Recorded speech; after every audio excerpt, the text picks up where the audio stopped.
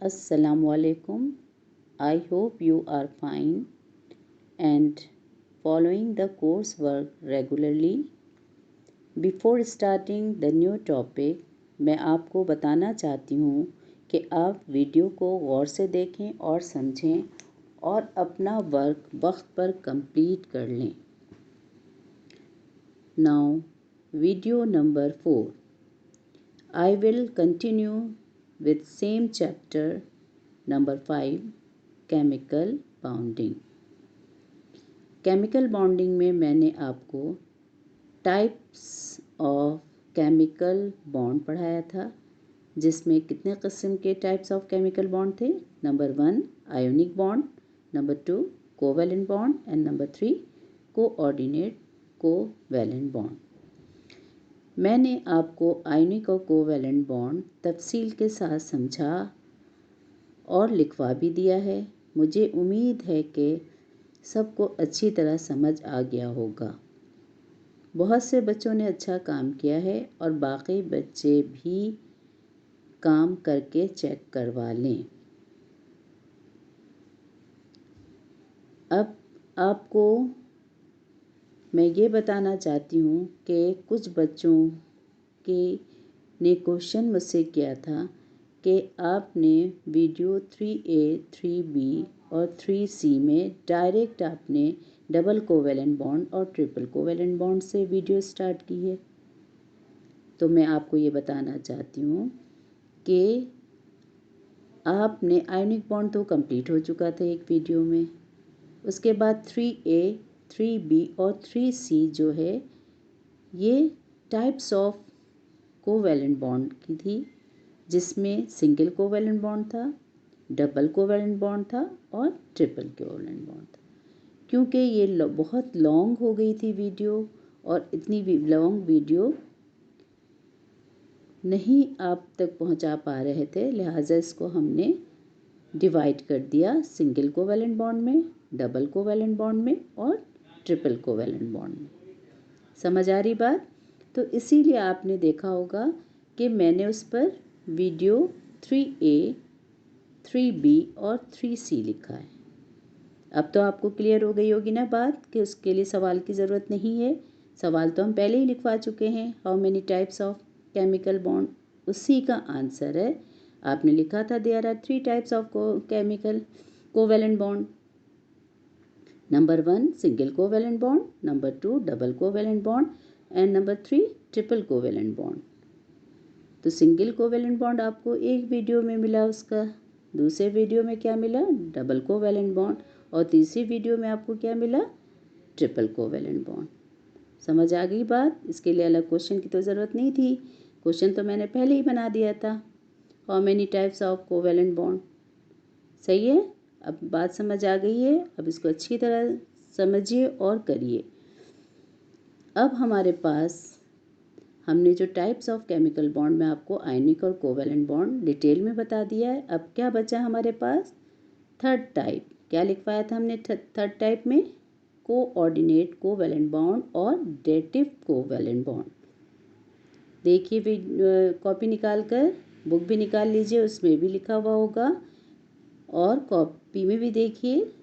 Third type क्या है, ionic bond था फर्स्ट, दूसरा क्या था कोवैलेंट बॉन्ड, और तीसरा क्या है कोऑर्डिनेट कोवैलेंट बॉन्ड। उसका सेकंड नाम क्या है, डेटिव कोवैलेंट बॉन्ड।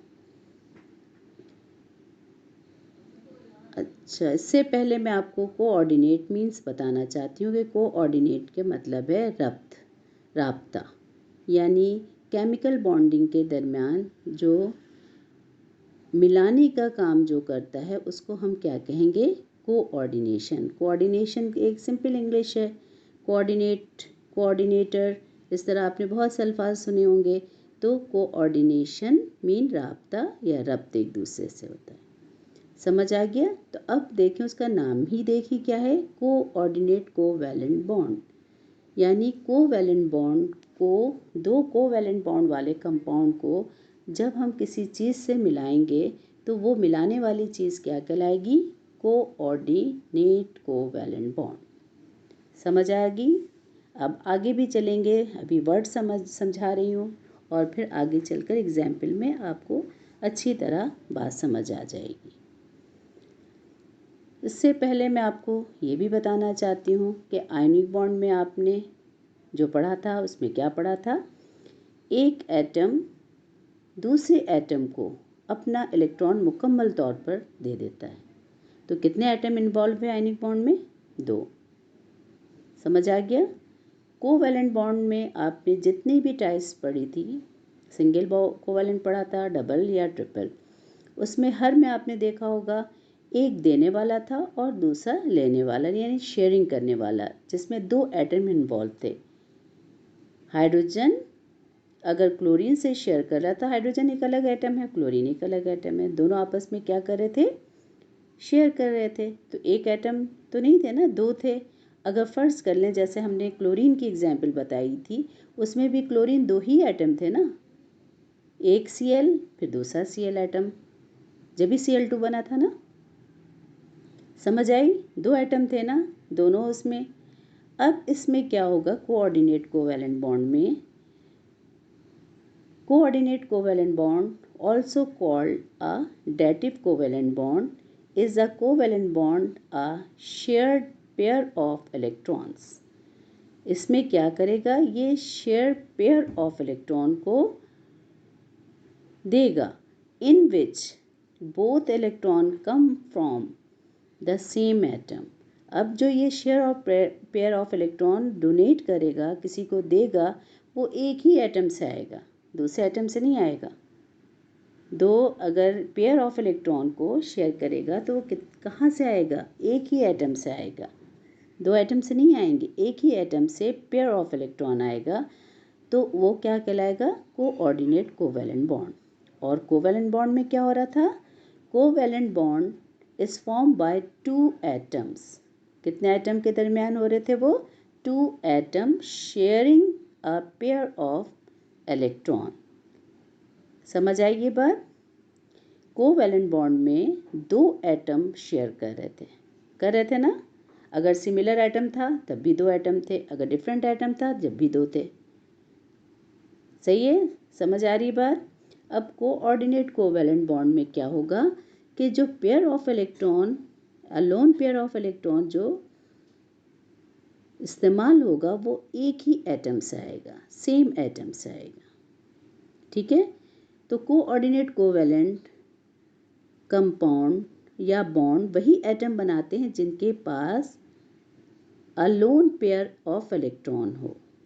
क्या हो?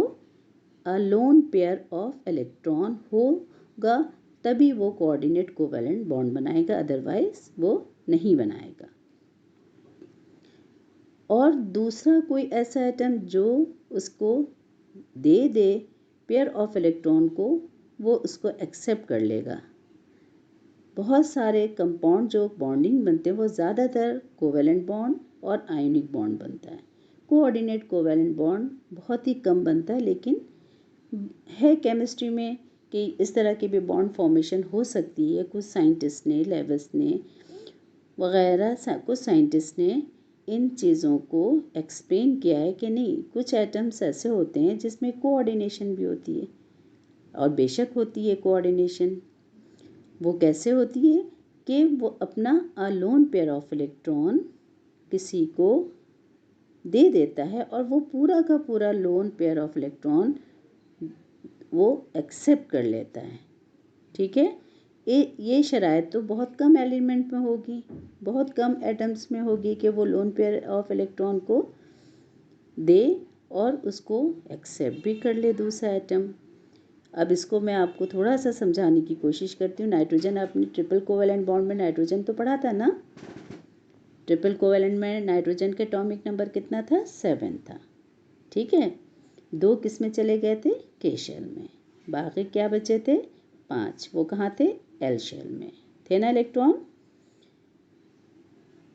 अब उसमें से आप देखिए, अगर अमोनिया बनाता, अमोनिया NH3, क्या फार्मूला होता है अमोनिया का? NH3।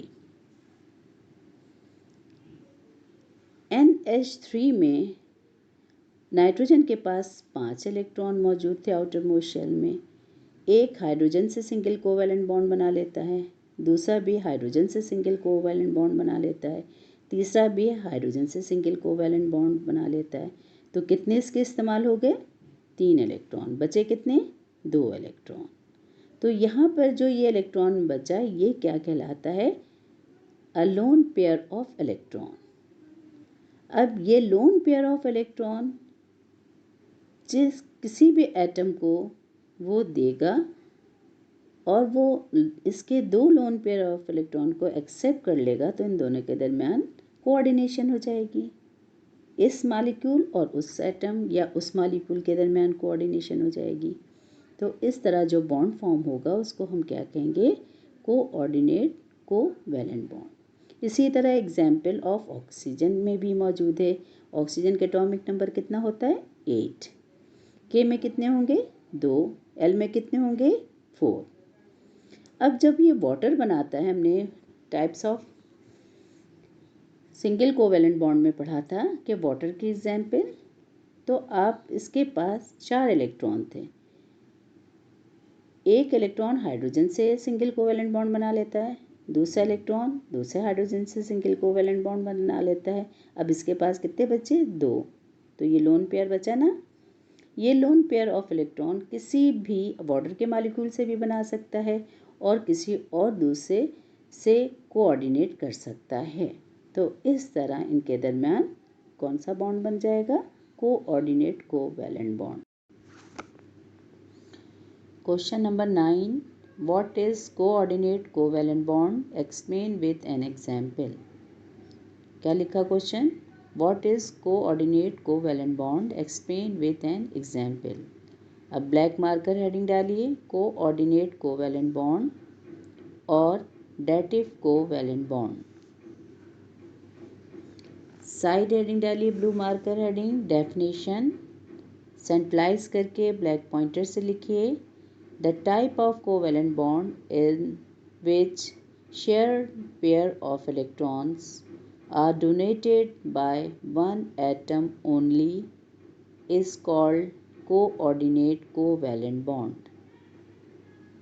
दोबारा बता रही हूँ, आप लिखिए the type of covalent bond in which shared pair of electrons are donated by one atom only is called coordinate covalent bond और डेटिव कोवैलेंट बॉन्ड। उनके दरम्यान में सेंटर में और लगाइए। सेकंड डेफिनेशन के लिए क्या करते हैं हम? और लगाते हैं। ये भी सेंट्रलाइज होगा, ब्लैक पॉइंटर से लिखा जाएगा the covalent bond in which the pair of electron for sharing is provided by only one atom is called coordinate covalent bond. दोबारा लिखिए, देखिए क्या बोल रही हूँ, दोबारा मैच करिए the covalent bond in which the pair of electron for sharing is provided by only one atom is called coordinate covalent bond. इसके बाद ब्लू मार्कर से हेडिंग डालिए एक्सप्लेनेशन की। ब्लू मार्कर हेडिंग डालिए explanation. Number 1 point the atom which provide a pair of electron to share is called, black pointer से लिखिए donor. Black pointer से क्या लिखेंगी? डोनर। क्या पॉइंट है? Point number 1 the atom which provide a pair of electron to share is called donor. Number 2 point the atom which accepts a pair of electron in a coordinate covalent bond is called, अब black pointer से लिखिए acceptor. Book में भी आप देख सकते हैं, page number, spelling नहीं आ रही है तो बुक में भी देखिए, पेज नंबर 86 पे लिखा होगा डोनर एक्सेप्टर। तो आप कॉल्ड लिखिए एक्सेप्टर। पॉइंट नंबर 2 क्या है? The atom which accept a pair of electron in a coordinate covalent bond is called acceptor. Acceptor को किससे लिखा है? ब्लैक पॉइंटर से। Number 3 point, the pair of electron donated is called, black pointer से लिखिए lone pair. क्या लिखा? Black pointer से लोन पेयर। थर्ड पॉइंट क्या है? The pair of electron donated is called lone pair. Number 4 point, the coordinate covalent bond is represented by an arrow. Arrow किससे लिखेंगे आप? ब्लैक से, और बनाएंगे भी किससे? ब्लैक से एरो बनाएंगे। एरो बनाना आता है ना? केमिकल रिएक्शन का शॉर्ट फॉर्म जो होता है उसको हम एरो लिखे, छोटा सा एरो बनाएंगे। इट इज़, उसके आगे लिखिए, it is pointed from donor toward acceptor. अब ब्लैक मार्कर से हेडिंग डालिए एग्जाम्पल। ब्लैक मार्कर से हेडिंग डालिए एग्जाम्पल। फिर नंबर 1 ब्लू मार्कर हेडिंग डालिए formation of ammonium chloride. Blue marker से क्या हेडिंग डाल रहे हैं? Formation of ammonium chloride. क्या फार्मूला अमोनियम क्लोराइड का? NH4Cl। उसके नीचे पैराग्राफ लिखिए ब्लू इंक पेन से, व्हेन अमोनिया, इन ब्रैकेट में लिखिए NH3 bracket close, gas reacts with hydrogen chloride, bracket में लिखिए HCl ब्रैकेट क्लोज कर लीजिए, white fumes of ammonium chloride are formed. क्या लिखा? White fumes of ammonium chloride are formed. The nitrogen atom of ammonia in bracket NH3 black pointer से लिखेंगे। NH3 को किससे लिखेंगे? ब्लैक पॉइंटर से। which has a pair of electrons, acts as a donor को black pointer से लिखिए, act as a donor of an electron pair। Next paragraph लिखिए, nitrogen can donate its one pair of electrons and hydrogen ions of hydrogen chloride, and hydrogen ions behave as acceptor। Acceptor को किससे लिखेंगी? Black pointer से।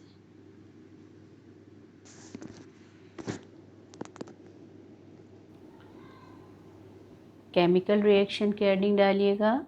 उसके बाद एक line लिखिए blue ink pen से, nitrogen atom forms 3 covalent bond with 3 hydrogen and it's 1 lone pair left. क्या लिखा? ब्लू इंक पेन से केमिकल रिएक्शन के नीचे, nitrogen atom forms 3 covalent bond with 3 hydrogen and it's 1 lone pair left. अब देखिए ये जो लिखवाया उसी लिहाज से, हाइड्रोजन जब रिएक्ट करता है नाइट्रोजन से तो एटॉमिक नंबर ऑफ हाइड्रोजन 1 होता है, और तो के शेल में 1 इलेक्ट्रॉन होगा। नाइट्रोजन का एटॉमिक नंबर 7 है तो उसके आउटर मोस्ट शेल्स में 5 इलेक्ट्रॉन होंगे, 1 2 3 4 5। हमने हाइड्रोजन के इलेक्ट्रॉन को रेड से शो किया है और नाइट्रोजन के इलेक्ट्रॉन को ग्रीन से शो किया है ताकि आपको समझ आ सके कि किसका कौन सा इलेक्ट्रॉन है। अब जब अमोनिया NH3 किस तरह बनाते हैं कि इनके पास सबके ऑक्टेट करने के लिए हर नाइट्रोजन को 3 नाइट्रोजन को हाइड्रोजन की ज़रूरत होगी, लिहाजा यहाँ पर हम क्या लिखेंगे? 3 हाइड्रोजन लिखेंगे। 3 हाइड्रोजन क्या करेगा? नाइट्रोजन के ये अनपेयर्ड ऑफ इलेक्ट्रॉन नाइट्रोजन के हैं उसके साथ ये रिएक्ट करेगा। देखिए आफ्टर एरो नाइट्रोजन का ये अनपेयर्ड इलेक्ट्रॉन ग्रीन वाला था, एक हाइड्रोजन के साथ रिएक्ट कर गया, दूसरा वाला ग्रीन वाला दूसरे वाले हाइड्रोजन के साथ, तीसरा वाला तीसरे वाले हाइड्रोजन के साथ रिएक्ट कर गया और क्या बना लेता है, अमोनिया NH3। और इसके पास कितना भी लिखवाया था, 1 लोन पेयर ऑफ इलेक्ट्रॉन मौजूद है। क्योंकि हम किसकी एग्जाम्पल पढ़ रहे हैं, कोऑर्डिनेट कोवैलेंट बॉन्ड की, लिहाजा ये लोन पेयर ऑफ इलेक्ट्रॉन जो है कहाँ इस्तेमाल होगा, कोऑर्डिनेट कोवैलेंट बॉन्ड में।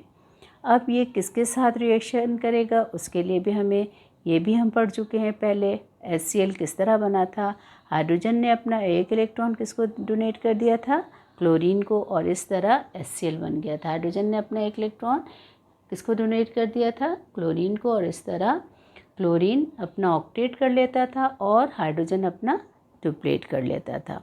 उसके नीचे हम फिर लिखेंगे, एक लाइन लिखेंगे, HCl break to form hydrogen positive ion and chlorine negative ion. इसके बाद हम एक लाइन लिखेंगे इंक पेन से, HCl breaks to form hydrogen positive ion and chlorine negative ion. अब हमारे पास, अब हम एग्जाम्पल किसकी करना शुरू कर रहे हैं, कोऑर्डिनेट। अब हम किसको समझेंगे, कोऑर्डिनेट कोवैलेंट बॉन्ड को। अमोनिया एज इट इज़ हमने यहाँ पे लिखा है, अमोनिया नाइट्रोजन एक हाइड्रोजन से, नाइट्रोजन एक हाइड्रोजन से, नाइट्रोजन एक हाइड्रोजन से मिलकर सिंगल कोवैलेंट बॉन्ड बना लेता है NH3। इसके पास क्या मौजूद है, लोन पेयर ऑफ इलेक्ट्रॉन, ठीक है, lone pair of electron plus HCl, हमने यहाँ पे वही लिखा HCl। अब जब ये कोऑर्डिनेट कोवैलेंट बॉन्ड बनाने से पहले देखें, ये तो दोनों कंपाउंड है, अमोनिया भी कंपाउंड है, HCl भी कंपाउंड है, तो दो कंपाउंड किस तरह आपस में रिएक्ट कर सकते हैं, इसमें से किसी एक न एक को ब्रेक होना होगा, जब भी ये कंपाउंड न्यू कंपाउंड बनाएगा। तो यहाँ पर पेयर, चूँकि हम एग्जाम्पल कोऑर्डिनेट कोवैलेंट बॉन्ड की पढ़ रहे हैं, लिहाजा HCl यहाँ से ब्रेक हो जाएगा। क्या होगा, HCl यहाँ से ब्रेक होगा, और जैसे ही ब्रेक होगा ये हाइड्रोजन का इलेक्ट्रॉन Cl के पास चला जाएगा और Cl की वैलेंसी कितनी हो जाएगी, -1। ये अपना इलेक्ट्रॉन किसको दे देगा, Cl को, और Cl ऑक्टेट करके इस पर वैलेंसी क्या आ जाएगी, नेगेटिव आ जाएगी। और जैसे ही इस पर इसने अपना इलेक्ट्रॉन दिया, फ़ौरन ही नाइट्रोजन ने अपना पेयर ऑफ इलेक्ट्रॉन किसको डोनेट कर देगा, H को डोनेट कर देगा। समझ आ रही बात, जैसे इसने HCl ब्रेक किया, H ने अपना एक इलेक्ट्रॉन किसको दे दिया, Cl को, तो फ़ौरन ही नाइट्रोजन क्या करेगा, अपना पेयर ऑफ इलेक्ट्रॉन डोनेट कर देगा हाइड्रोजन को, ठीक है, पेयर ऑफ इलेक्ट्रॉन डोनेट कर देता है हाइड्रोजन को, और हाइड्रोजन एक्सेप्ट कर लेता है, इसको दिए हुए इलेक्ट्रॉन के एक्सेप्ट कर लेता है। इस तरह देने वाला डोनर कहलाता है और लेने वाला एक्सेप्टर कहलाता है, ठीक है। जैसे ही इसने दिया और इसने एक्सेप्ट किया, इन दोनों के दरमियान कौन सा बॉन्ड बन जाएगा, कोऑर्डिनेट कोवैलेंट बॉन्ड। ये देखिए, पहले का हाइड्रोजन, पहले का हाइड्रोजन, यहाँ पे मैंने एरो लिखा है। ये एरो किस चीज़ को शो कर रहा है कि नाइट्रोजन ने पेयर ऑफ इलेक्ट्रॉन किसको दे दिया, हाइड्रोजन को, और हाइड्रोजन ने इसके दिए हुए पेयर ऑफ इलेक्ट्रॉन को एक्सेप्ट कर लिया, और दोनों के दरमियान कोऑर्डिनेट कोवैलेंट बॉन्ड फॉर्म हो गया, और उसके नतीजे में ये एक रेडिकल में कन्वर्ट हो जाएगा। इसके ऊपर चार्ज किया जाएगा पॉजिटिव, और उसको हम क्या कहेंगे, अमोनियम आयन। पहले भी हमने अमोनियम आयन की वैलेंसी लिखवाई थी, क्या थी अमोनियम की वैलेंसी, NH4+1। देखिए NH4+1 है, 1 2 3 4 हाइड्रोजन है, एक नाइट्रोजन है, NH4 इसकी वैलेंसी +1 हो गई। और यहाँ से हमने जो कहा था, हाइड्रोजन एक इलेक्ट्रॉन क्लोरीन को दे देता है। ये देखिए, हाइड्रोजन ने क्लोरीन ने हाइड्रोजन के इलेक्ट्रॉन को एक्सेप्ट कर लिया, और इस पर कौन सा चार्ज आ गया, नेगेटिव। एक एक्सेप्ट किया था इसलिए -1। अब ये दोनों आपस में ये दोनों आयनिक बॉन्ड फॉर्म करेंगे। यहाँ पर कोऑर्डिनेट बॉन्ड बना था, अब एक पॉजिटिव रेडिकल और एक नेगेटिव रेडिकल हो गया, लिहाजा यहाँ पर हम एक लाइन लिखेंगे, ionic bond form between the cation, cation किसको कहते हैं? पॉजिटिव आयन को। एन एनाइन, एनाइन किसको कहते हैं? नेगेटिव आयन को। लिख लिया एक लाइन। इस रिएक्शन के बाद हम एक लाइन लिखेंगे, ionic bond is form between the cation and A9. अब यहाँ पर कैटाइन पॉजिटिव वाले को कहते हैं, यानी पूरा अमोनियम हम लिखेंगे, NH4 लिखेंगे, nitrogen hydrogen hydrogen hydrogen, coordinate covalent bond hydrogen, इसके ऊपर कौन सा चार्ज आ गया? पॉजिटिव चार्ज आ गया। और इसने एक ले लिया था क्लोरीन ने, इसलिए इस पर क्या आ गया था? नेगेटिव, यहाँ पर नेगेटिव लगा दिया। ठीक है, ले लिया, लेने वाले को हमने यहाँ पर किससे शो कर दिया है? लेने वाला ये शो कर रहा है और इस पर ऑक्टेट बन गया और इस पर नेगेटिव आ गया। अब ये दोनों अमोनियम और क्लोराइड, ये दोनों आपस में रिएक्ट करेंगे और अमोनियम क्लोराइड बना लेंगे। क्या बना लेंगे? Ammonium chloride. इसको हम दूसरी तरीके से भी लिख सकते हैं, NH4 positive plus Cl minus NH4Cl।